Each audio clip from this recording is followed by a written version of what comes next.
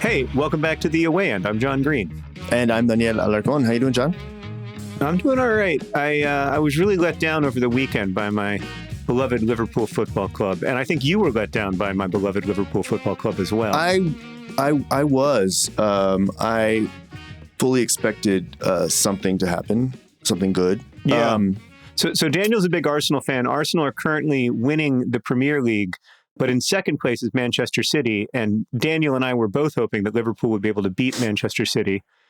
Game had a terrible first half. The first half was like watching third-tier English soccer, which I do every weekend, so I can say this with authority. And then in the second half, it really came to life. Dominic Szoboszlai had a brilliant free kick for Liverpool, scored a wonder of a goal, the kind of goal that makes you think of the William Faulkner line that the purpose of art is to create out of the materials of the human spirit something which did not exist before. And that Szoboszlai goal really created out of the materials of the human spirit something that had not existed before. It was gorgeous. But then Manchester City tied the game. Then they took the lead. And then in the last second of the game, that very same Dominic Szoboszlai received a red card for stopping a goal-scoring opportunity as the ball was being kicked 80 yards with the goalkeeper up trying to score. Alisson, our Liverpool goalkeeper, was trying to score a goal, and so he was not blocking his goal, and there was a red card, and it was just an overall ridiculous game. We lost 2-1. Arsenal and Manchester City are still locked in a tight title race, and Liverpool are struggling. So there's a couple things that I noticed about the game. Well, one, I want to say I didn't watch the game because I generally despised watching Man City because I've just seen them win too much in the last 8 years or so. Yeah, it's like watching robots play football. It's not that interesting. Yeah, I mean, they have obviously Pep is a wonderful manager, and obviously they have incredible players. But I've just been burned too many times, where I hear they're down a goal. I'll turn it on to watch the last 10 minutes and then I'll watch them score 3, which is basically what happened in the Liverpool game, I understand. Right. So that's one thing. The other thing that I've been really interested in, though, is the discourse around this title race, as if that was as if by winning that game, they'd made 6 points as opposed to just the normal 3. Like as if they won this game and now Arsenal's like out of the title race because, City is back. And, that may be true. I have a very philosophical approach to supporting my club in the sense that I don't let it bother me anymore if we win or lose. And I also can't really engage with the hope yet because it hurts too much. But I have so much experience as a Peru fan of disappointment. So it just doesn't touch me, it doesn't hurt me. So I think we're still in a good position. Obviously you'd rather be 9 points ahead. I'm going to push back a little bit on that, Daniel. I think if Arsenal loses the title this year, you will in fact be devastated. And I think you're trying to protect yourself emotionally by saying that you have a philosophical approach. And I admire that. But I think that is a defense mechanism rather than an actual feeling. Okay. Have I looked for tickets to London, like Bogota, London for this spring and put a second mortgage on my house in order to do it? Yes, John, that's true. However, yes. I think I said this in one of the earlier shows. The worse the news gets, the more like football content I consume. And I will say that watching this team has been a joy at times. It's been drudgery at times because we're not necessarily easy on the eye sometimes. But yeah, I'll be. I'm going to push back on your pushback. I don't think I'll be devastated. I think I'll be disappointed. I do think we have an incredible team that should win something.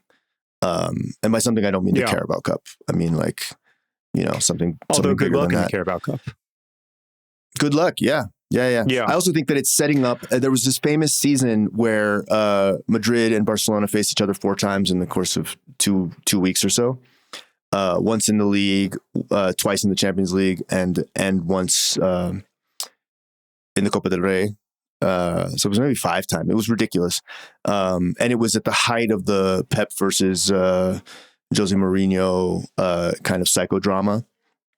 The year that Pep called Mourinho El Puto Amo, the fucking boss, which I just loved that. And it would be amazing and also horrible to have to face Pep and City 4 times in April, which could easily happen. Yeah, could very much be the case. We'll see. It's going to be exciting. So today we're going to do a deep dive into the Cote d'Ivoire national team. I'm very excited to talk with you about the men's national team for Cote d'Ivoire, Daniel. But first, I think you wanted to introduce me a little bit to James Rodriguez, the great Colombian footballer. Yeah. How much do you know about James? A little bit, because he played in England for a hot minute. And now I think he's going to play for Minnesota United, right? Yeah. So this was on my mind because he just announced that he was moving to MLS, to Minnesota United, which was a kind of out of left field move. He had previously played not even a full season, I don't think, at a Mexican club. He sort of burst into the international consciousness of world football, I think, in the 2014 World Cup when he was the Golden Boot winner and scored some absolute beauties. And I loved him. I loved that Colombian side because I was in Colombia at the time. My wife is Colombian and we were here in Bogota. We saw a lot of those games with family, with friends. We saw, if you've seen any clip, it's probably the goal he scored against Uruguay where he controls it off his chest, turns, looks, and swings a volley from outside the box that like kisses in off the bar against Uruguay in the quarterfinals. Like wonderful goal. So he was at that time, he just seemed like this effortlessly talented player. On the back of that performance in the World Cup, he moved to Madrid, wore the number 10 shirt at Madrid, and really seemed like the next Colombian global superstar, and Falcao and James at the time were, the kind of the names. And even now in Bogota, I'm living in Bogota again, you see James everywhere. You see him on TV commercials, you see him on billboards and murals, kind of splitting time with Lucho Diaz, but he's, easily one of the most recognizable celebrities in Colombia. However, I think that effortless talent turned out to have required maybe a little bit more effort to be cultivated. So he didn't exactly flop at Madrid, but he didn't really stand out. He was eventually loaned to Bayern Munich. He did okay there. And then he kind of began this itinerant journey around world football. You mentioned that he was in the Premier League for a minute, and it really was like a very short minute. It was at Everton, and then he just has that. If you go back and think about Valderrama, the wonderful midfielder that the Colombian side had in like 94 or 98. This kind of midfield maestro that doesn't necessarily do anything except create chances for other people, but is basically a passenger when it comes to defense. And that's just not where the game is at anymore. And so if you used to be able to carry a player like that, you can't. And I really want him to do well because the one thing and the one sort of team that he always seems to like show up for is the Colombian national team. He had been sort of like shuttled off to the side before this most recent campaign to qualify, and then the new manager sort of brought him back into the fold and really sort of like built a team around him. And to James's credit, he performed. He performed in the Copa America when he took the team to the finals. And against Argentina, and he's no one questions his talent. And it's just what I've always wondered is what happens when you're so good at something that it seems to come so easily, but you don't put in the work. And why is it that when he puts on the national team jersey, he's transformed into this player that he should be all the time? I mean, not to make this about too much about our high school experience, but I remember when we were in high school, like you were not just the most talented writer I'd ever seen, but like the most talented writer I've still ever seen. You know what I mean? I know that's probably awkward for you to hear. Yes, okay. This is like very, yes. In terms of like raw, pure talent, you had a thing that nobody else I've ever encountered had. But that is worth, you know, that in 65 cents will buy you a Coke at Costco, right? Like you when you're good at something, and we were both reasonably good at writing in high school. You were really good. I was reasonably good. When you're good at something, the idea is that because you're good at it, you want to do it more, and you want to work hard, right? Like you want to work hard because you're good at it, and because people are telling you you're good at it, and because you're a teenager, and when people tell you you're good at something, it feels so good because you're bad at almost everything. And I imagine it's not that dissimilar for a really talented football player. It's the same age when you start to, differentiate yourself from your peers in a major way.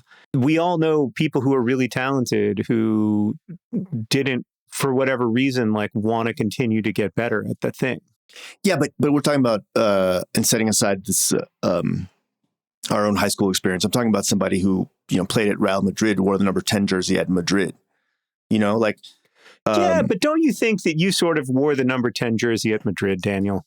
Like in the writing world. I'm not letting this go. No, I know you want me to, but I'm not. This is really, really super uncomfortable. I did not sort of join this podcast project to get this kind of praise. I appreciate it.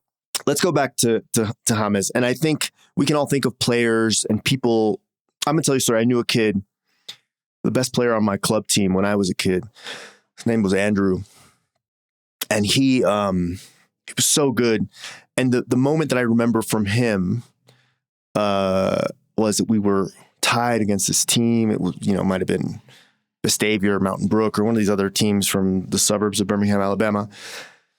And Andrew kept telling the goalie of the other team, he's like, I'm going to score on you, man.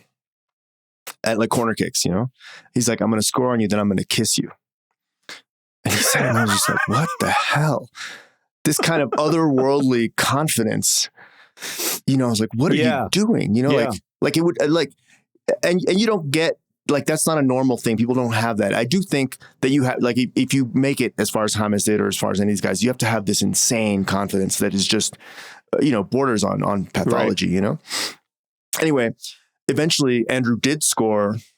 And he ran back to pull the ball out of the net, and the keeper was just kind of stunned and just kind of standing there, like hands on hips. And Andrew kissed him on the cheek, got a yellow card. Wow. And didn't care at all. He just thought it was so funny. Yeah. And I just was like, that kind of confidence, he didn't work hard because it was so easy for him. Yeah. He was so much better than us. We underestimate talent in general. I think like we don't talk enough about how much talent matters. I'm going to now tell you the story of my middle school, my most glorious moment as a middle school soccer player.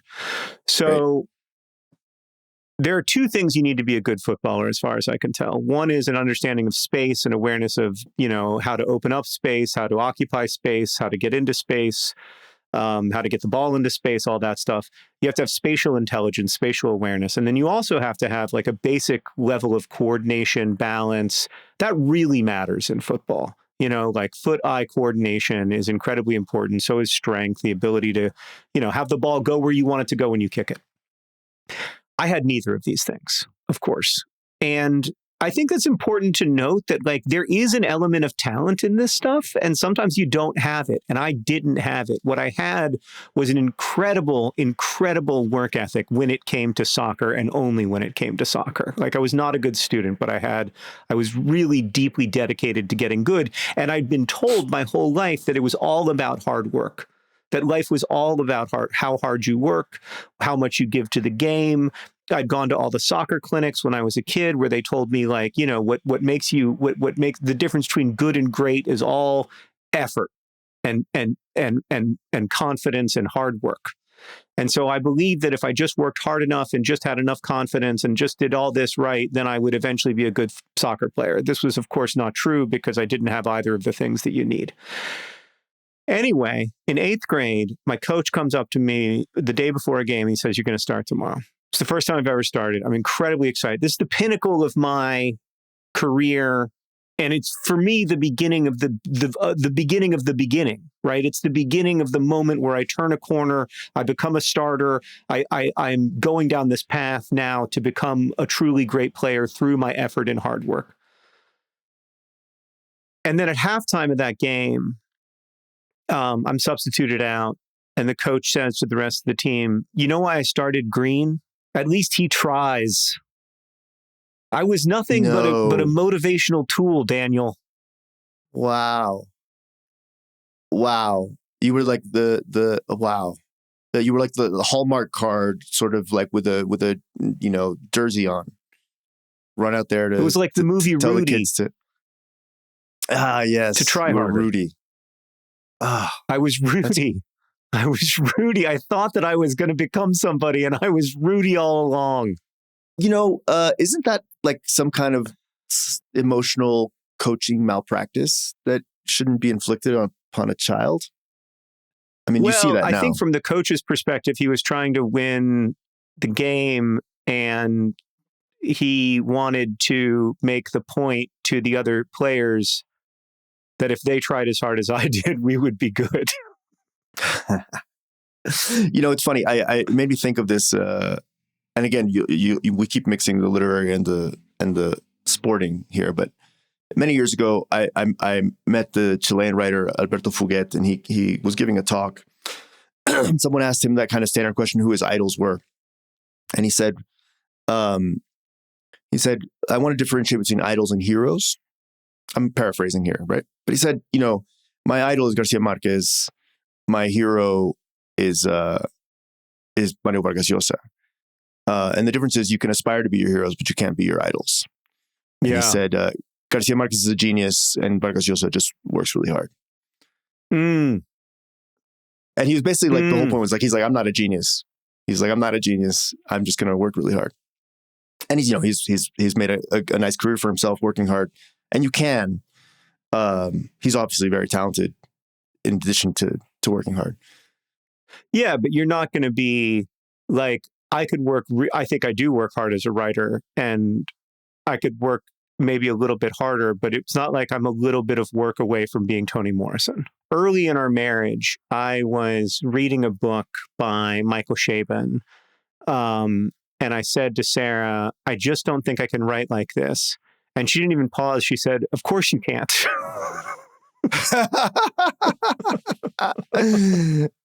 But isn't it? It's sort of it's a relief to realize that. Yeah, you can only write like yourself. I mean, and I can't write like that, but I can write like I can write like me. And like you said, you get to have your heroes and your idols, and part of the pleasure of having idols is that you can't become them, right? Like part of the pleasure of being able to look up the mountain and see Toni Morrison up there is being able to read her. Not necessarily, you don't need to be able to write like her. You just need to be able to read her well. And appreciate her, yeah. In that spirit, I want to say that I hope James does really well, because living in Bogota, I want Colombia to do really well. And I do think the team depends on him, on Lucho Diaz, perhaps even to a greater extent. But if James is hitting, then the Colombian team will do well. And I really hope it goes well for him at MLS, at Minnesota in MLS this season. Why don't we take a quick break, John? And we'll come back and hear about Cote d'Ivoire. All right, Daniel, we're back at the away end, and I am going to talk to you about the Elephants, the Cote d'Ivoire national men's team. Now, I know what you're wondering. First off, are there elephants in Cote d'Ivoire? There are, but only about 300 of them, fewer and fewer every year. So it's a real source of concern for both football and biodiversity. So listen, you said in a previous episode that according to the actuarial tables, we have 8 World Cups left in our lifetime, if I'm not mistaken. Yes. Well, beginning in 1930, Cote d'Ivoire failed to qualify for the first 8 World Cups, not because of footballing reasons, but because the nation of Cote d'Ivoire did not yet exist. It gained its independence in 1960 when my dad was 10, which is a nice reminder that in many cases, the nations that are competing in the World Cup are new.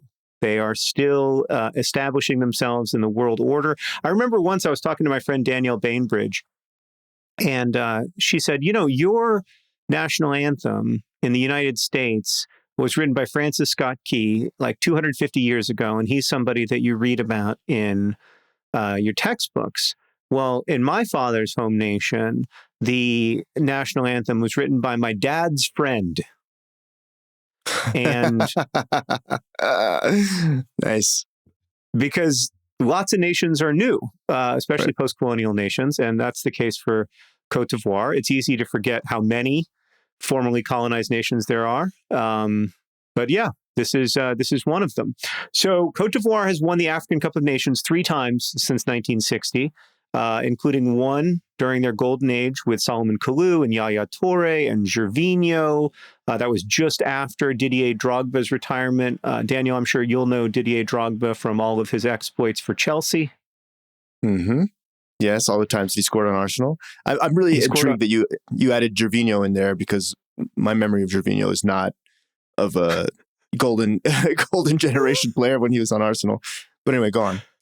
He was fast. He was very fast. His hairline was extraordinary.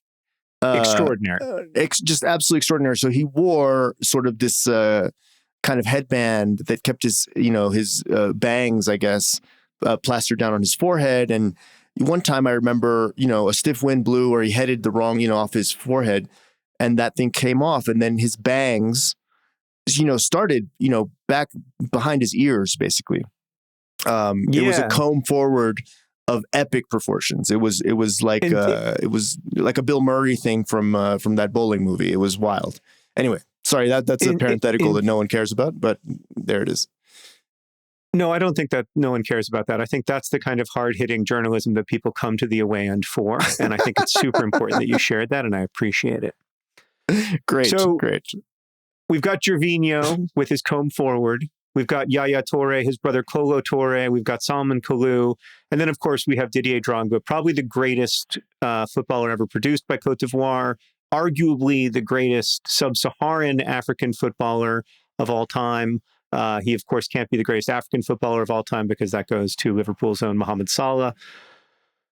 This year, AFCON went okay for Cote d'Ivoire. They lost 3-2 to Egypt, but didn't look too bad in losing. They have a really strong crop of current players. Like, if you look at their lineup, it's similar to the U.S. men's national team in terms of how many players play in the top leagues of Europe, how many players are playing in the Champions League. They've got Nottingham Forest Willy Boley. They've got Roma Zindika in the back. They've got Manchester United suddenly in form Amad Diallo up front. And they look pretty good. However, they have never progressed past the group stage in the World Cup. Really? Qualifying for Africa. Yeah. Isn't that crazy? That's insane. They never got... Well, they have only... They get out of the groups and then lose in the round of 16, or they just never get out of the group? They never get out of the group. They've never gotten out of the group. That's shocking. I'm shocked. Yeah. I was also shocked to learn that. So part of this is because qualifying from Africa is notoriously difficult, and they don't always qualify. However, in 2006 and 2010, they both times drew into the so-called group of death, the most statistically difficult group. In 2010, they drew against Portugal, and then played Brazil. Yikes. And lost to Brazil, and as a result didn't qualify for the knockout rounds. This year, their group is really interesting. It's a group that you and I have both focused on because it includes Germany, a traditional powerhouse in global football. I would argue this is, again, a little bit of a group of death, but with a complicating element. Ecuador is also in their group. We both think that Ecuador is a really strong football We both think that Ecuador is going to really surprise people at the World Cup. And then they're also in a group with Curacao.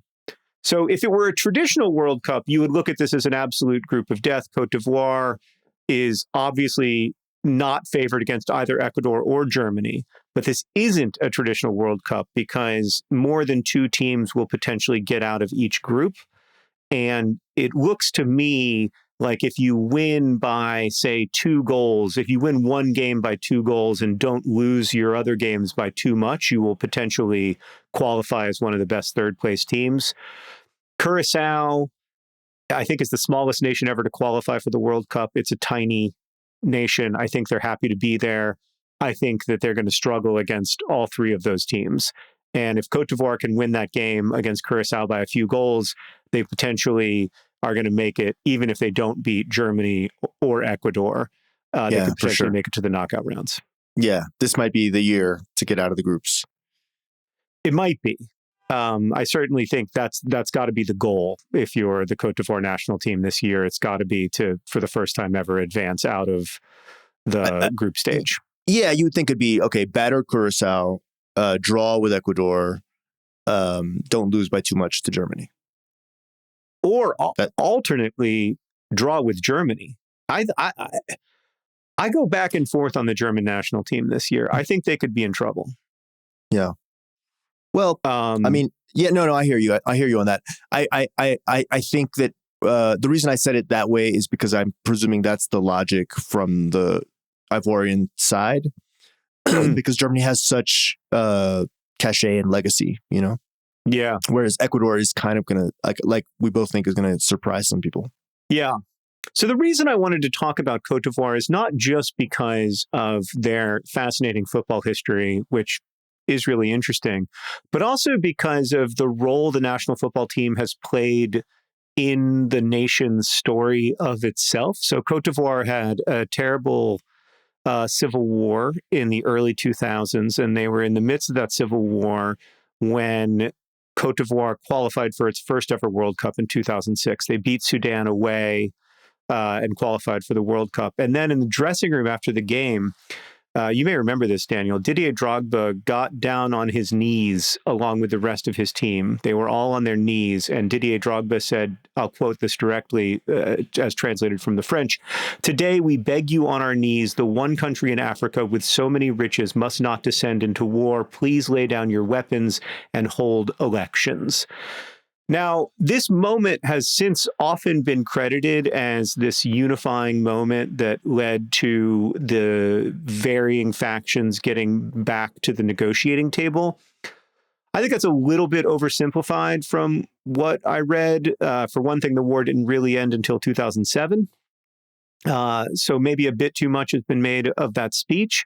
But I think it's really telling that both that moment is seen as this great unifying moment in the history of Cote d'Ivoire amid this civil war, but also then in 2007 to qualify for the African Cup of Nations, they played a game in rebel territory that was peacefully attended both by government soldiers and rebel ones.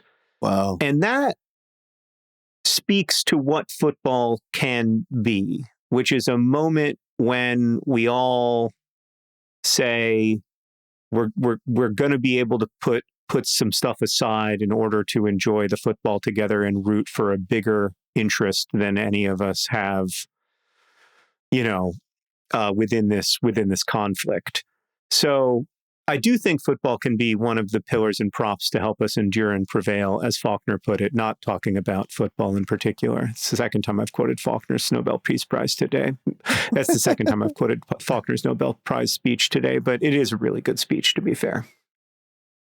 It reminds me, John, of I guess it was 2014. I was living here in Bogota, and I remember on a Saturday, Colombia was playing its first game, and in the World Cup, and on Sunday were the elections, and Saturday was a day of absolute unity, and then the very next day, the Colombians went to the polls, and basically there was a candidate for peace and a candidate, basically against the peace treaty with the rebels. And, and it just the contrast of the polarization of Sunday versus the unity of Saturday was striking to me as an outsider, and something I'll never quite forget. On Saturday, everyone was pushing in the same direction, and then the very next day, it was like, let's decide whether we want to keep killing each other for another 50 years or not. It was remarkable. Who won? Santos won, the peace candidate. So I've been feeling that during the Olympics. I'm a huge Olympics fan, as you can imagine, because I love nations coming together in peace and harmony. That's my whole jam. That's my dream, is a truly internationalist global social order. And when people say that I'm a globalist, they are correct. So anyway, I love the Olympics. I love how the Olympics can bring us together despite the corruption in, the Olympic committees and everything else. And sure. I find myself inevitably, like today, as we're recording this, I just saw this morning, I woke up at 6 a.m. to watch some cross-country skiing. And I saw an American man won a cross-country skiing medal for the first time in a long time. And they, went back to his family in Vermont celebrating. They had a camera trained on his mother, who was, had both of her hands, all of her fingers crossed in both of her hands.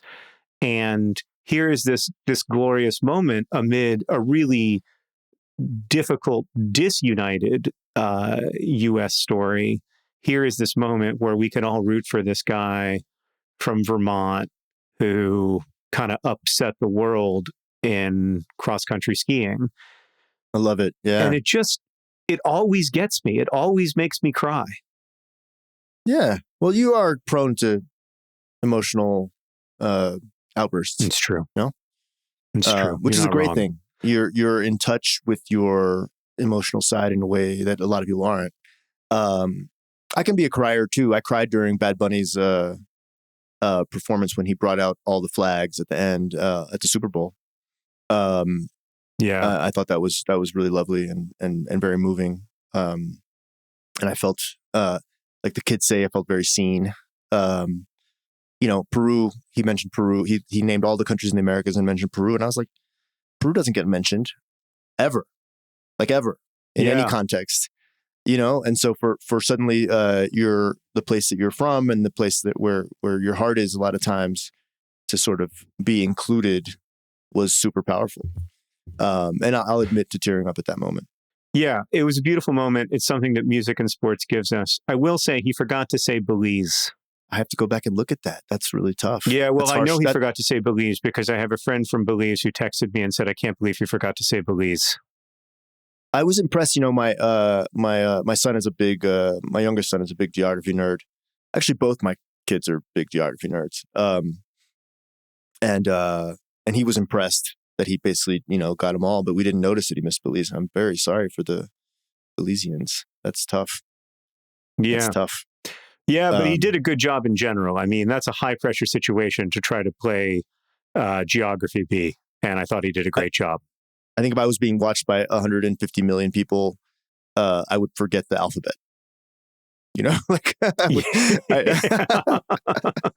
I just wouldn't be able to handle it. Are you ever at an event and somebody's like, do you ever do like a reading or whatever, and somebody asks you like, what have you been reading? When somebody asks me that, everything I've ever read goes out of my head. It's not just that I can't think about what I'm currently reading. I can't think about any book that I've ever read. I literally no books come to mind. Yeah, like the Cat in the Hat. Yeah. No, I just say everything is tuberculosis. That's just my go-to. Thank you. Thank you very much. From now on, I'll just say Lost City Radio. There you go. Go. So I think the dream for Cote d'Ivoire this year is to get out of the group, to make it to the knockout stages, and then anything can happen.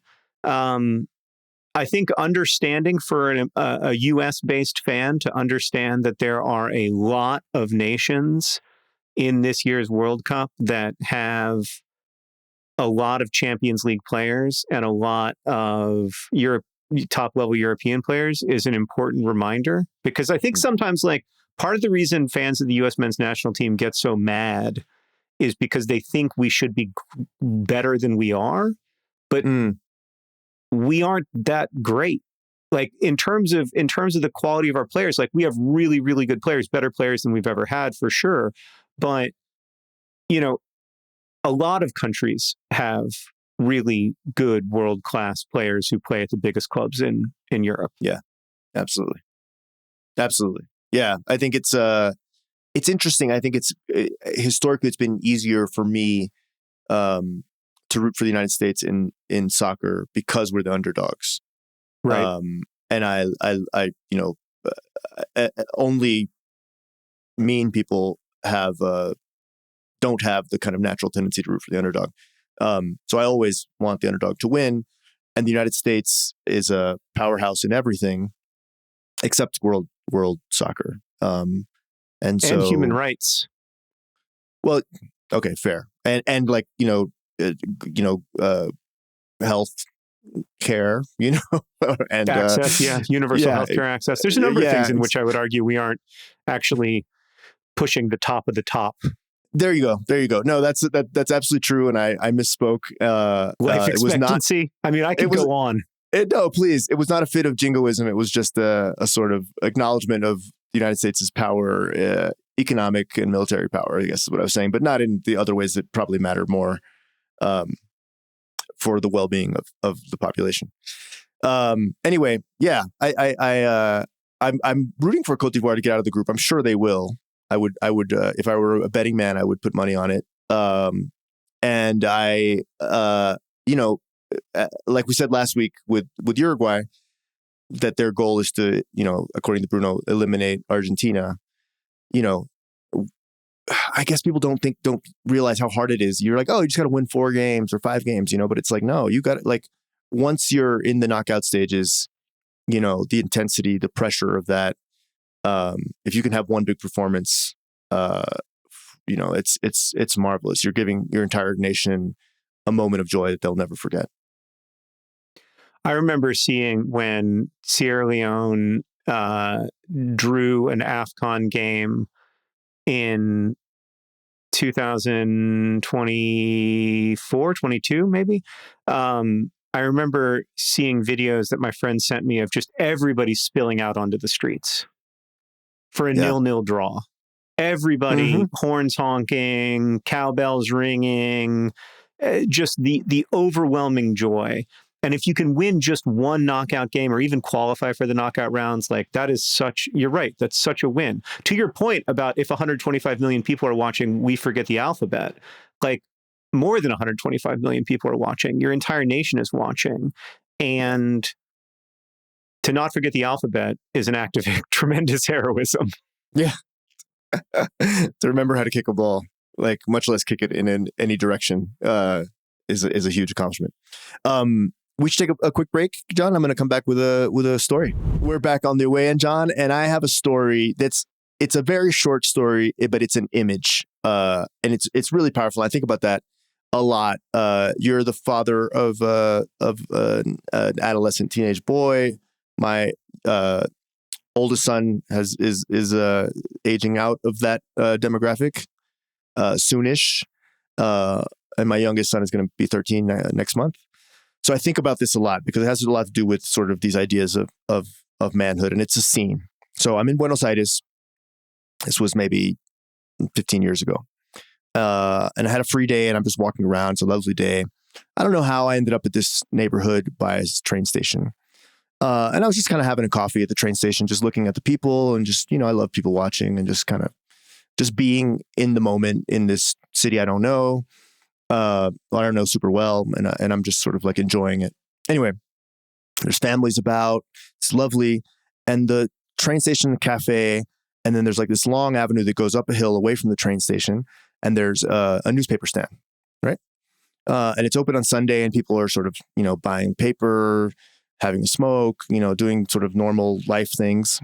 The train comes, and I don't know where the train is from. But out of the train emerge hordes of fans, soccer fans, right? They're all wearing red jerseys. I want to say they were fans of Independiente, but I'm sure my Argentine friends will correct me on this. Anyway, 2 dozen, 3 dozen, just a swarm who emerge and just proceed to destroy everything around them. So like it goes from this like kind of idyllic, kind of relaxed, urban, Sunday mid-morning scene to this like immediately this kind of apocalyptic, terrifying moment where everyone is like, like businesses are shuttering, like it's just like, oh shit, right? And what I remember is that like these kids, just this kind of unalloyed rage going in every direction. These 2 kids like went to a lamppost and just started rocking it like we're gonna knock this down, like for no reason. It's just like, right. They go to they sort of tore up the newspaper stand, just like, crazy. Now, this is the thing about it. They happened to be walking down the street, a family, mom, son, daughter. The mom immediately sees what these group coming, and I didn't lock eyes with her, but I saw her in that moment of realization where she sort of like is aware suddenly of what's about to happen, and her son is wearing a blue jersey. Oh no, Boca Juniors jersey. I remember it was blue and yellow. Her sister immediately starts crying. The hordes of red-shirted fans are coming towards this young family. The mom rips off her sweater and just embraces her son and wraps it around him. Right? Wow. Brilliant. Covers him completely so that you can better see it. Now, the reaction of the kid is what I want to point out, because the kid, who was this age of, somewhere between the age of my son, my youngest son, and your son, is fighting his mom. Wants to rip out, like kind of like superhero style, like rip off. He's fighting, and the mom is like desperate, and she manages, with the sister doing nothing. The sister was helpless in the situation because she was panicked, not of any fault of her own. I was panicked myself, but I was drinking my espresso.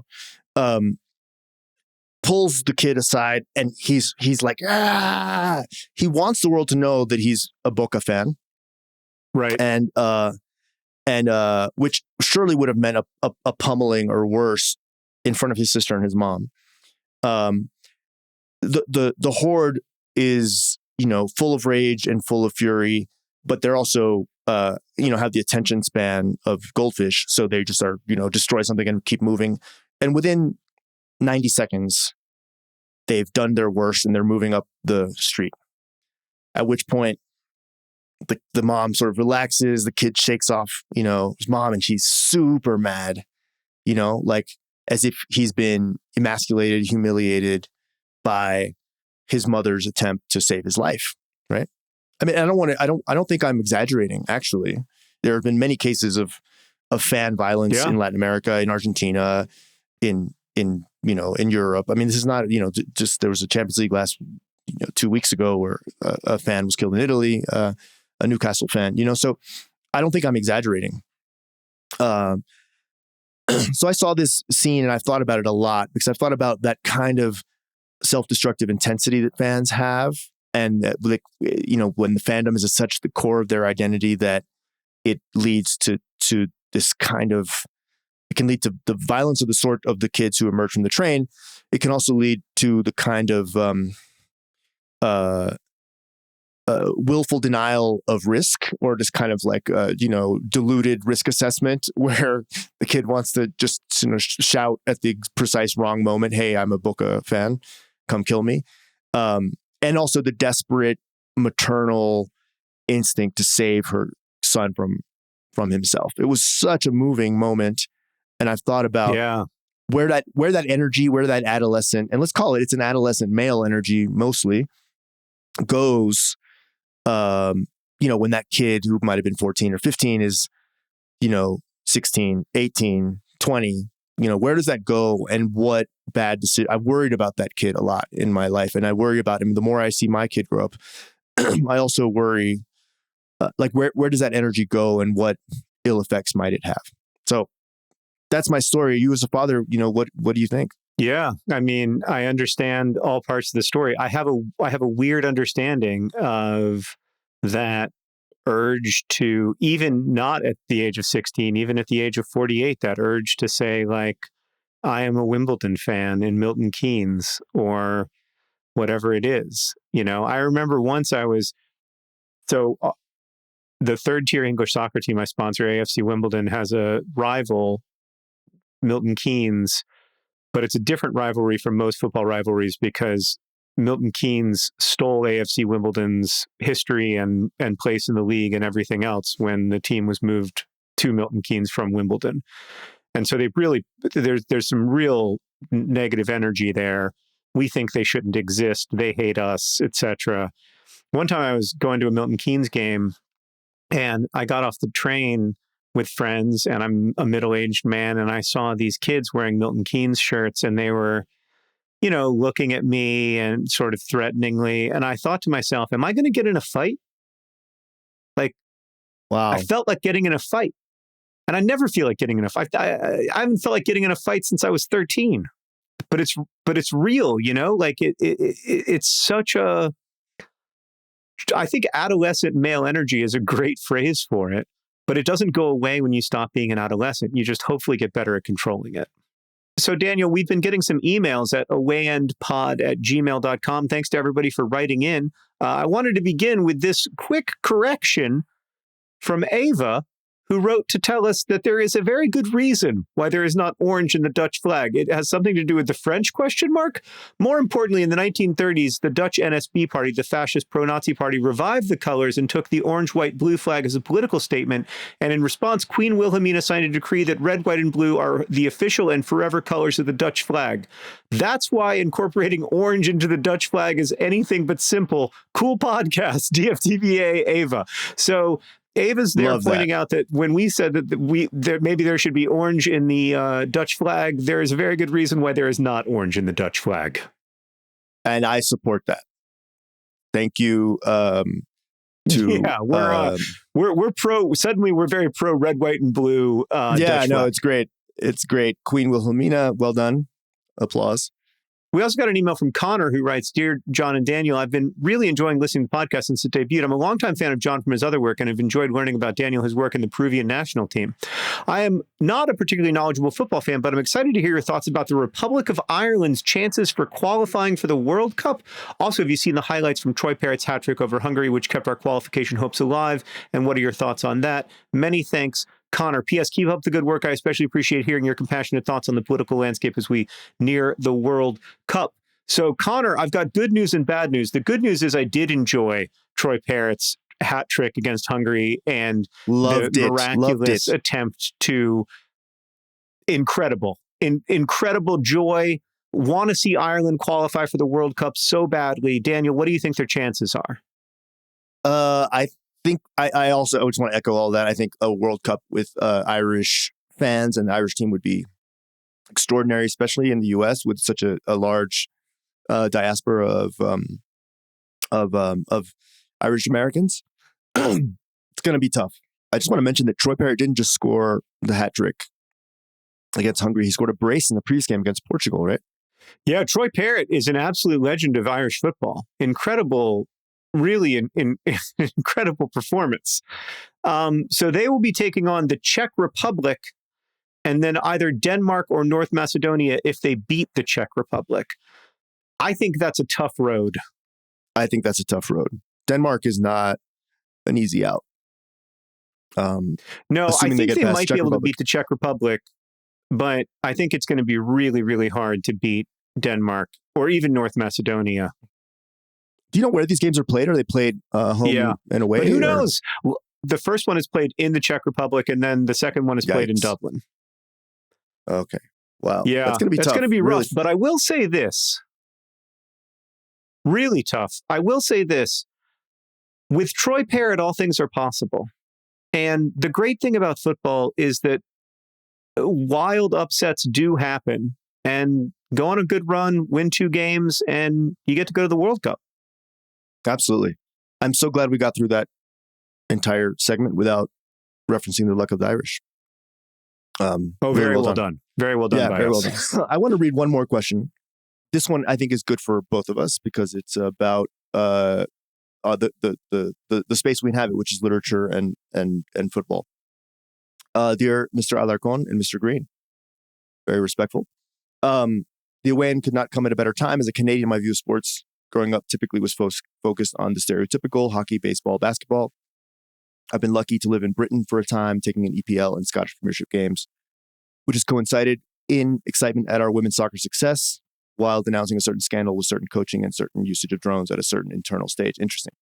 All this to say, it feels like an exciting time for soccer football. My question for you as fans and as writers, do you have any favorite soccer football books generally about the sport, or teams or leagues or moments defining the sport? And do you have any books that make the sport more accessible for a new fan? It feels overwhelming with how much information there is out there, and I'm unsure where to begin so I can better appreciate the sport today. Arjana.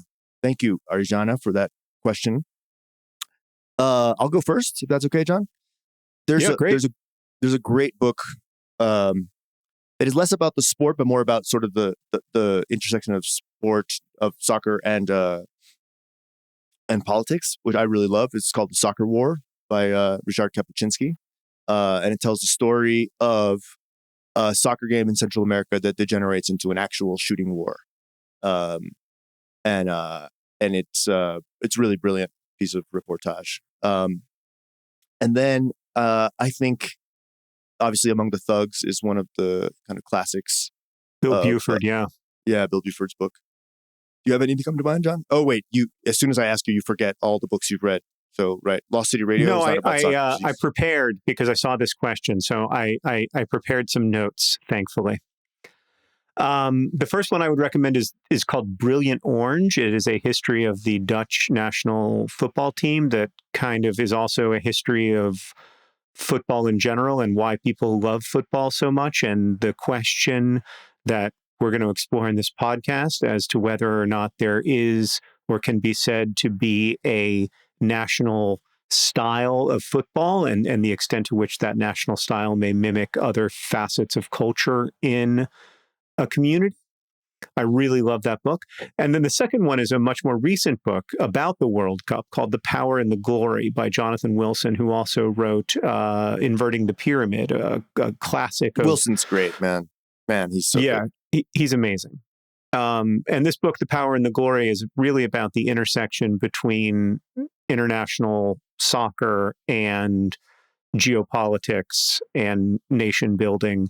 It's a really fascinating book, and it just goes World Cup by World Cup and examines each of the World Cup winners and the dramas at home that fueled or challenged those wins. It's really great. So I recommend both those. Wonderful. All right. We had a few more emails that we're not going to have time to get to, but I want to thank everyone who wrote in, and please keep writing us with your questions, comments, suggestions for topics, wayendpod@gmail.com. And with what remains of my voice, I want to say thank you, John, and thank you to our producer, Sean, who did not make it on screen this time, weirdly. But we'll remedy that for next week, I'm sure. And of course, our producer, Kurt, and all of you for listening. John, see you next week, man. See you then.